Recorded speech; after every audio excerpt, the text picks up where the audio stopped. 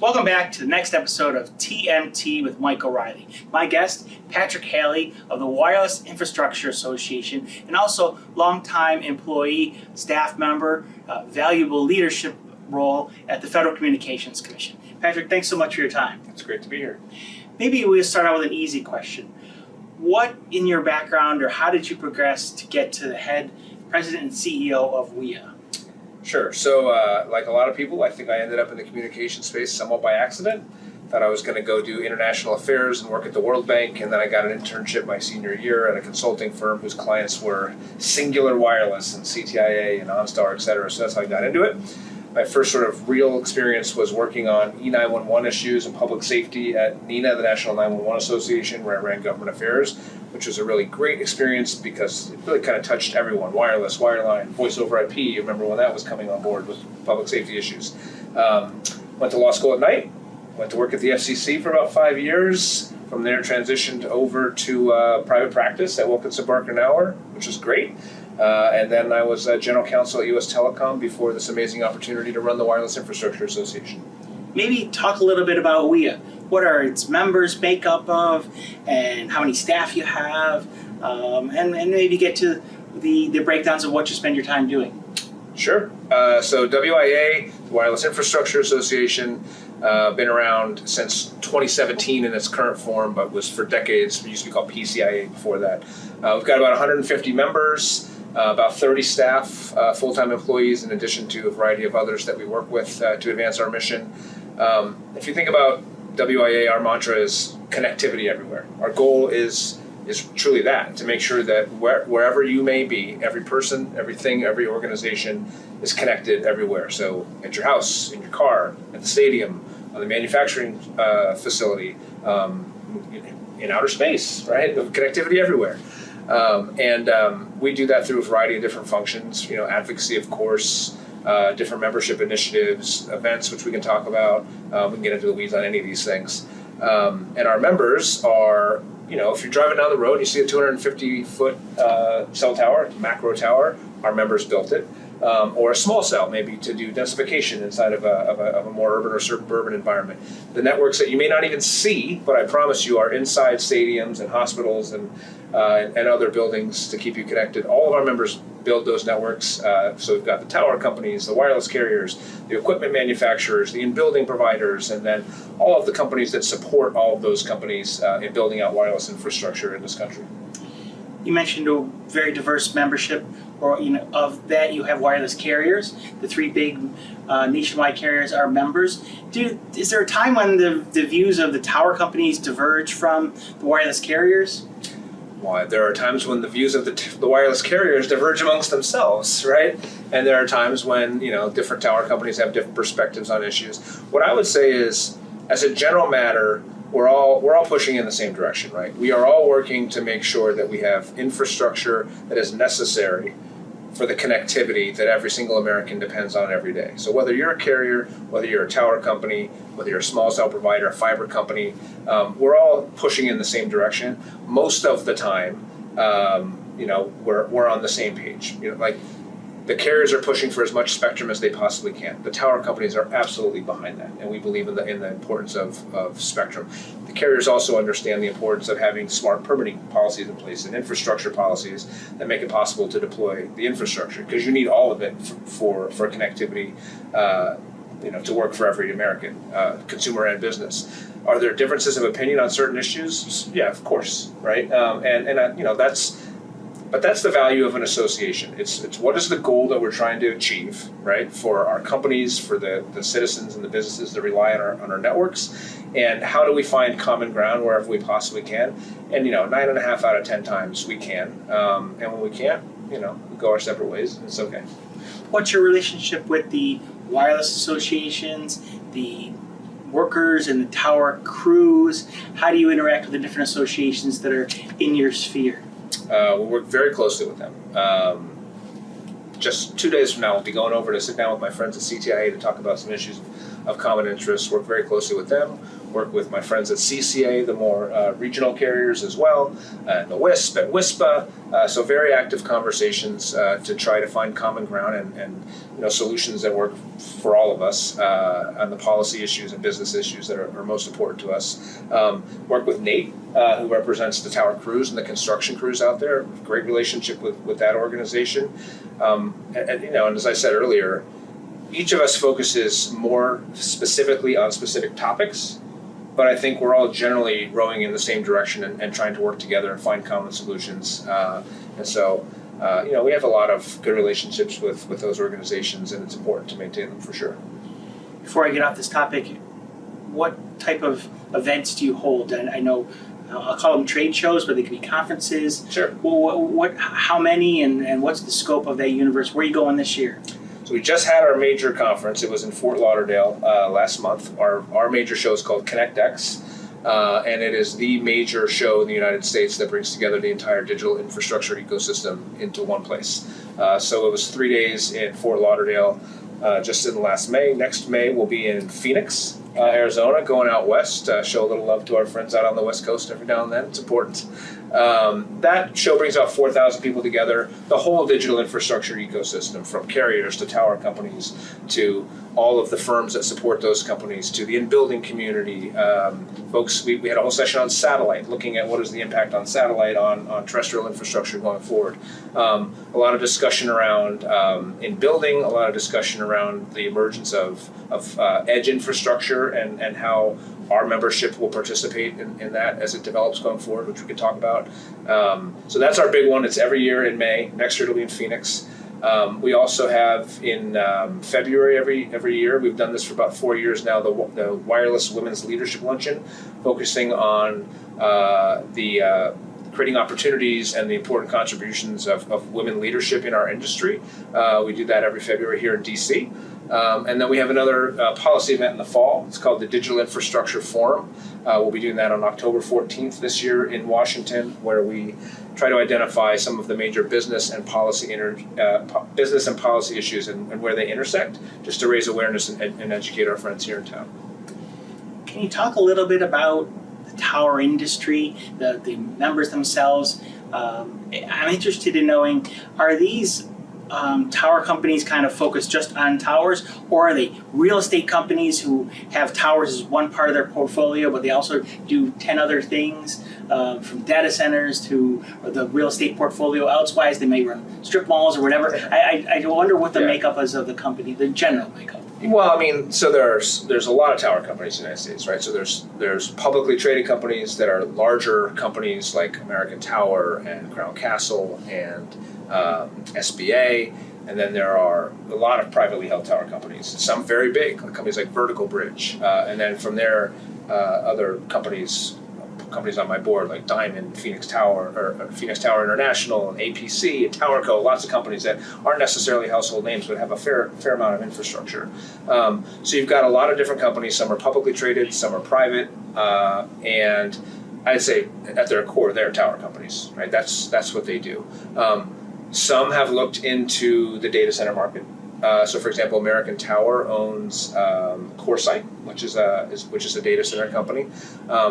And I would say a lot of them are increasingly looking at the opportunity for the land that they own. Is there a world in which we can, as compute moves closer to the end users, as the edge starts to develop more fully, and I think that is happening now and will continue to happen, there will be some opportunities to maybe get into more of the sort of edge infrastructure development. So a lot of them are certainly focused on that. At their core, they're mostly tower companies, right? Their business is to be a partner, and partner is the key word, with the wireless carriers, to provide the platform and the infrastructure that the carriers need, so that when they want to go to build more coverage or capacity, they can turn to a trusted partner and locate their equipment on the tower company's tower. And that is first and foremost their business. Some have gotten into the data center business. Many are looking at the edge. Some do in building. It's not part of the tower, right? It's kind of a separate but sort of related business. Some certainly do in building. A lot of them do rooftops. right? Where they're either managing the real estate on behalf of the real estate entity, and they're doing the installation and managing it. But it's all sort of fundamentally sites for cell companies. I'm interested to know, when a wireless provider says, I need to expand my network, I need to build into this market that I wasn't before. How does is there a competitive market for the carriers to go and work with many tower companies you represent to figure out how best to serve that need? Yeah, very competitive. I would also say where we are in 2026 is very different than we were in 1996 or even 2006, right? So we put out statistics every year. There's now about 158,000 purpose-built macro cell towers in the United States. So when a carrier is looking at their network, and they're constantly monitoring their network, right? Where's our coverage good? Where do we have sufficient capacity? Where do we not have sufficient capacity? And the first question out of their mouth is not, where can we go build a new tower? It's not, right? It's how do I get the coverage and the capacity that I need to serve what I'm seeing now and what I'm anticipating X number of years out, right? First thing they're going to do is look for an existing tower, right? That's the whole co-location model that we have led the world on, and the rest of the world is adopting at this point. And that is, where there is an existing asset, the company is going to want to take advantage and co-locate on that existing tower whenever possible.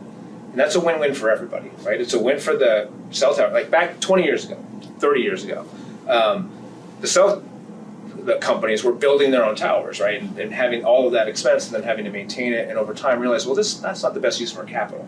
Best use of our capital as a cell company is building the network, running the network, right? And so if they can partner with a third party, like an American Tower or a Crown or any of our other members, that makes more sense from them from managing their capital perspective. Why have 3 towers when you can combine all those radios on a single shared asset, right?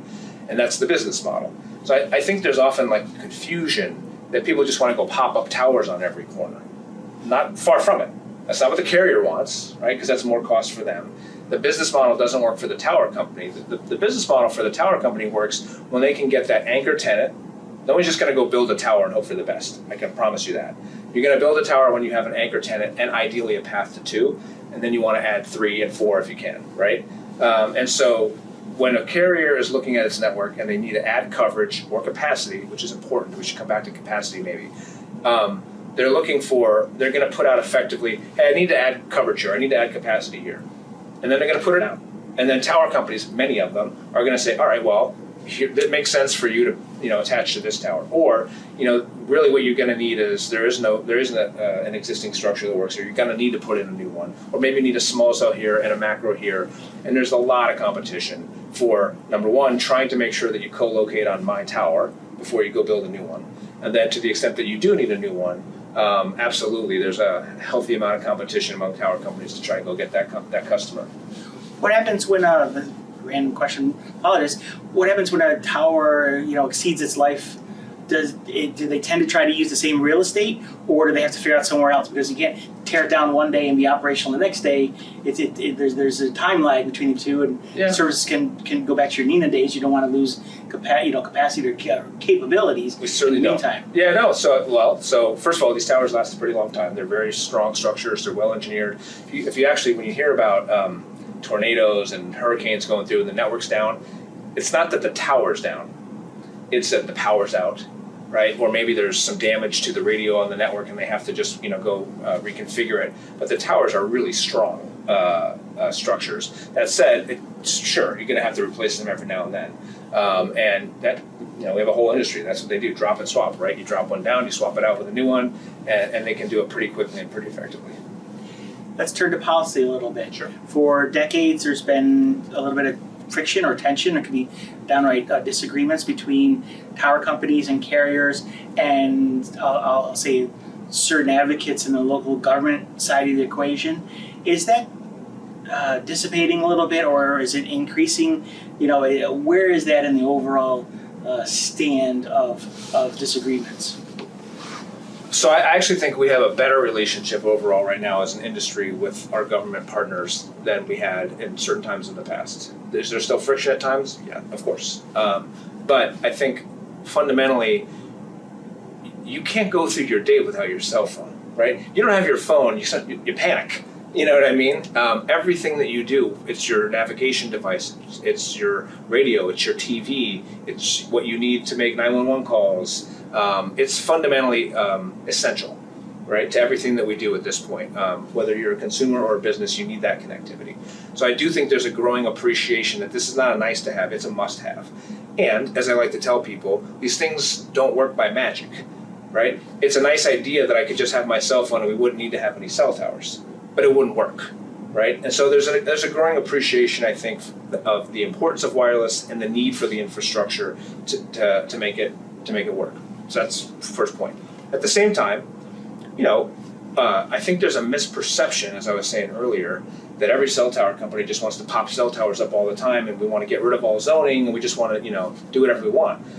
That's not true, right? Like, the reality is, it's not good for anybody if there's a cell tower popping up on every corner. That's the whole reason we moved, among other things, to this neutral host shared infrastructure model. In part, it's more sustainable.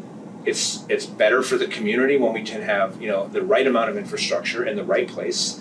And so our view is really we really do value the importance of local governments and local zoning decisions, to be honest with you. Like, if I build a tower and my goal is to get 3 carriers to co-locate on my tower, I don't want another one right next to mine. That doesn't work, right? It's not good for the community, it's not good for my business model. It's more capital that the carriers are spending on infrastructure instead of investing in their network. And so we're constantly trying to educate our friends in local government on why you need infrastructure, the benefits of the neutral host shared model that we've been advocating for, and the role that they can do and should play in making determinations on where infrastructure gets deployed. Our concern has been, you submit an application and it just sits there, right? Nobody responds to it. If there's gonna be an objection, well, then tell us why. Let's have a conversation so we can try to figure out how to resolve the concern. And so our view is not so much that there shouldn't be local zoning at all. It's just that we want the process to be predictable, proportionate, and transparent. If there's going to be fees, great. Let's just make sure that the fees are actually covering the cost of managing the process, not paying for unrelated services, for example, right? So cost-based fees, reasonable timelines to review things. And I think, sometimes there's a friction when it's perceived as us kind of coming in and trying to say the local government has no role. That's not it. It's that you do have a role. We want you to perform that role. We want to do it in a partnership in a reasonable amount of time with a transparent process.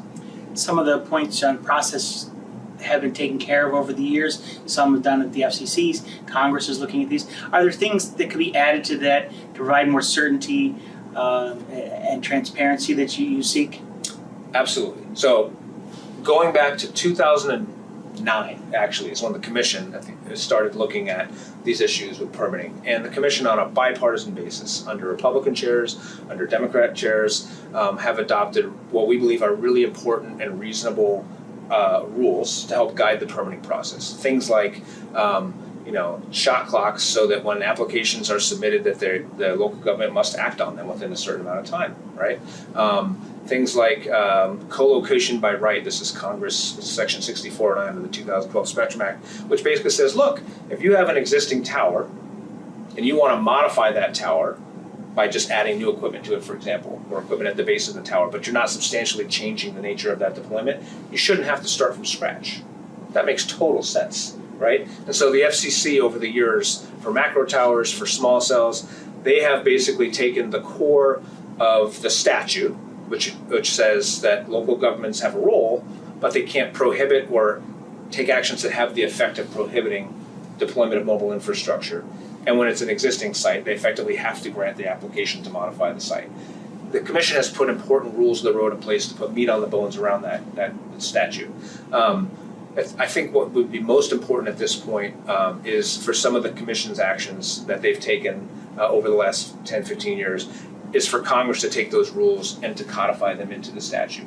Because you do get a lot of questions in the current environment, where there are questions about the authority of independent agencies and what's the role of Congress versus the FCC. And the more that Congress can just speak with clarity, effectively just codifying bipartisan decisions that the FCC has already made over the years, including while you were there. Thank you for your leadership. We think that would be a great step forward.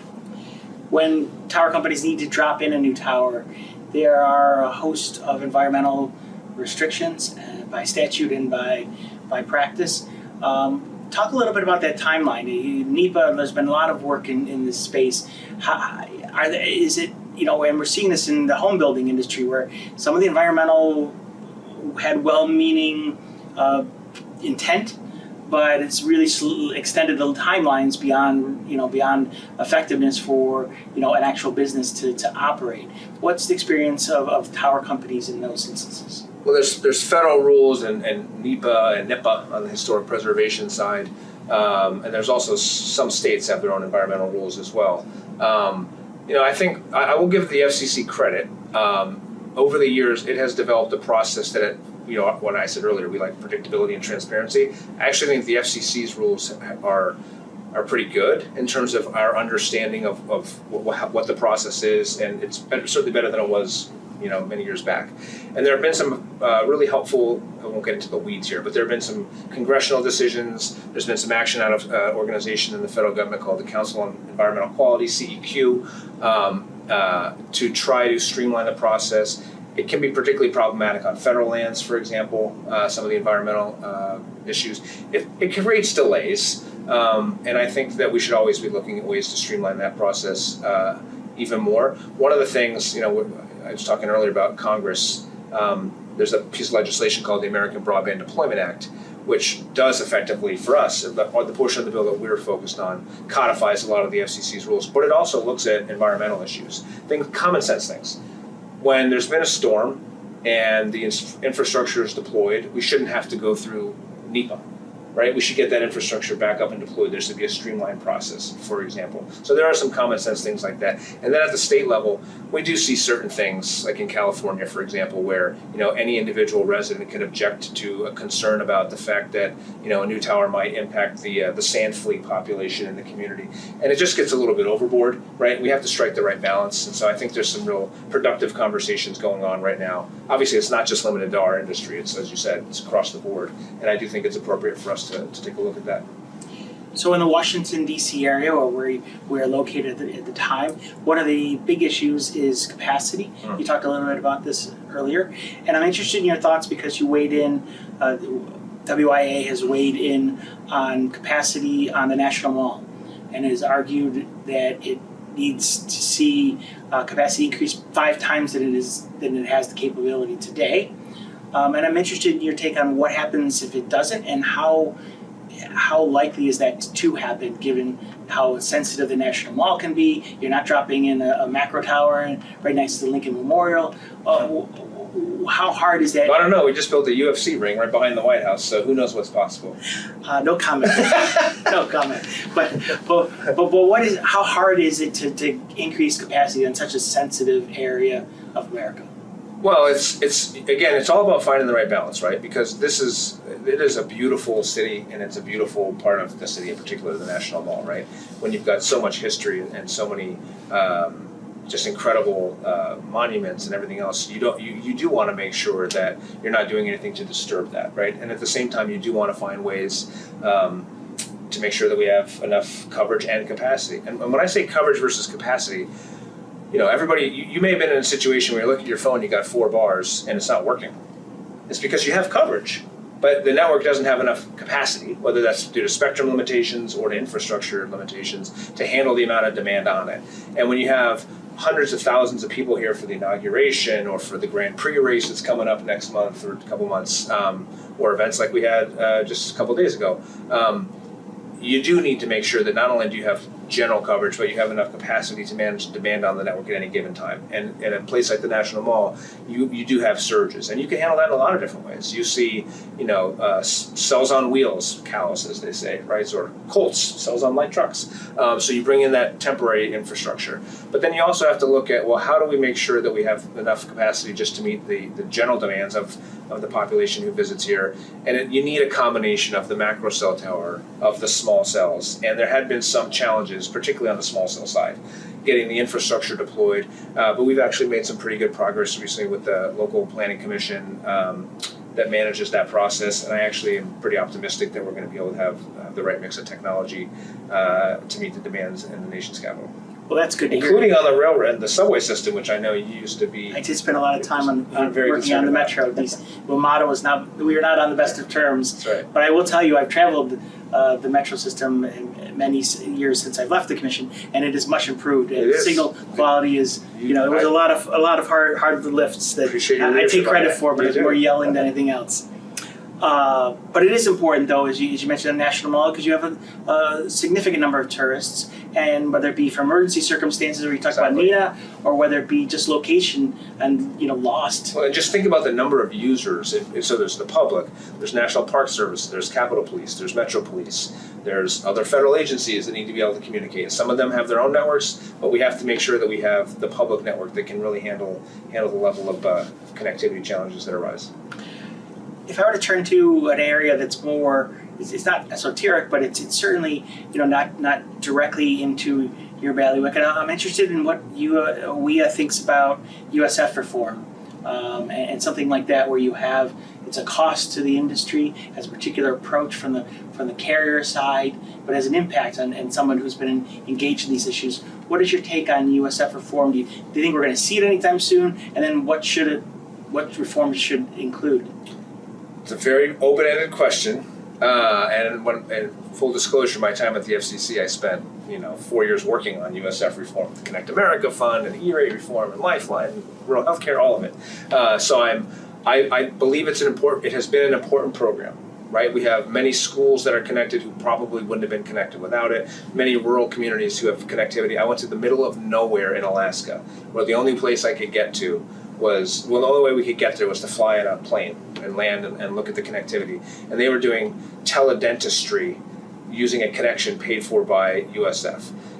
And so I think it's an important program and has been an important program. Now, as technology evolves, universal service is an evolving level of service. It's absolutely appropriate for us to look at the programs that we have in place now and what modifications to the program may be necessary, both in terms of who it benefits, who pays for it, right? Like how we assess the fees or other methods of funding. I think it's extremely important for us to look at how we pay for it, and also what we're paying for. And so I think it's appropriate for the FCC to be looking at the modern state of communications and potential modifications to the program. I would say, just on a personal level, I am sympathetic to the idea that entire industries who depend on connectivity and who would not be able to offer their services but for riding over those networks, I think it's appropriate for us to look at whether or not they should be contributing to the cost of the underlying infrastructure. So, when we're looking at USF contributions and we're looking at, how we fund it, I do think it's appropriate that we look not just to the telcos, but the entire ecosystem that benefits from universal connectivity. And from our perspective, look, whether it was the BEAD program or USF, we do believe technology neutrality is important. Fixed wireless, which many of our members are building out, is a really great technology. We have 14 million homes that are getting their home broadband connectivity over a fixed wireless connection. It can be done quickly, it can be done less expensively. So we think as we're looking at the Universal Service Program, we should look at all the technologies. We should make sure that they're able to participate on a level playing field, and looking at how we pay for it and what we fund is an important thing that we should be doing as a country. It does sound like, not for words in your mouth, it does sound like there's a view that to reform USF, you have to look at all three legs of the stool: the administration, the spending side, and the contribution side. Is that a fair assessment? I would agree with that, yeah, for sure. Okay, last question, and hopefully it won't be too hard for you. I'm interested in your take on, for lack of a better word, the modern debate occurring in DC, the hottest one on artificial intelligence. Yeah. What is the impact, as you see it, on tower industry, the wireless industry, and all of the ecosystem contained within? Significant impact. We like to talk about AI in the network and AI on the network. When you look at the operations that the wireless carriers are doing right now, they are absolutely using artificial intelligence to optimize where they deploy their networks, how they deploy their networks, how they operate their networks. So there's a significant amount of AI being used just for their own processes, right? We're getting to a world in which we're starting to talk about AI RAN, right? There's Open RAN and there's AI RAN. There's AI in the network, right? And that is being deployed as we speak in a significant way. But the tower companies are using it too, right? And in terms of how they maintain and upgrade and operate their infrastructure. So there's a lot of use of AI just to optimize the overall system and process. But there's also increasing demand on the network because of AI and AI apps and services, right? So for example, I'll just give you one example. I was talking to some colleagues at 2 different meetings I was at in Texas with our friends at Ericsson and Nokia. We were talking about, the edge, for example, and AI and how AI might impact the wireless network. So think about today. There's an Amazon truck in your neighborhood. Guy parks his truck, gets out, delivers the package, walks back to the truck, gets the package, walks to the next house, right? There's a world in my mind in which a year from now, using artificial intelligence, you're going to have autonomous vehicles, you're going to have drones on top of that van. The truck is probably going to be loaded by a humanoid at some distribution facility. It's going to autonomously drive into my neighborhood, it's going to park, and then there's going to be a humanoid robot in the back of that truck, and there's going to be drones on top of the truck. And they're literally going to grab the package and they're going to fly within a certain radius, drop off the packages, come back, and that's going to just so improve the efficiency of the overall process. And a lot of that is going to be AI driven, and it's going to put more demand on the network because, again, that process can't happen without sufficient connectivity and without the use of artificial intelligence to understand how all of that stuff works together. Just one sort of example. So we estimate that right now, about 4% of traffic on the wireless network is in some way because of AI. Whether it's AI agents, chatbots, right? Just people using AI, and they're doing it on their mobile phone. So it's already increasing the demand for the network. One of the CEOs of one of the major carriers said over the next 5 years, he expects an 80% increase in demand on the network because of AI in large part, just the way people are using the networks. Now, we're in the very beginning stages of that, and we'll have to sort of see how it plays out. But our view is that people using AI, whether it's individuals, whether it's businesses, it's going to create a lot more demand on the network. And so we have to make sure that we have the right policies in place to keep up with that demand, whether it's spectrum policy, infrastructure policy. But I do think it's going to be a big deal, both in how we operate our networks, the carriers, the tower companies, but then also the demand on the network itself because of AI. So we say 4% now. We think by the end of the year, it's probably closer to 10% of traffic on the mobile networks isn't somehow related to artificial intelligence. Well, let's hope those humanoids don't crush my packages as they're delivering them. I mean, you can trust them. Don't worry. Sounds great. Patrick Halley, thank you so very much for your time. Absolutely. Really appreciate your insight. Yeah, good to be with you.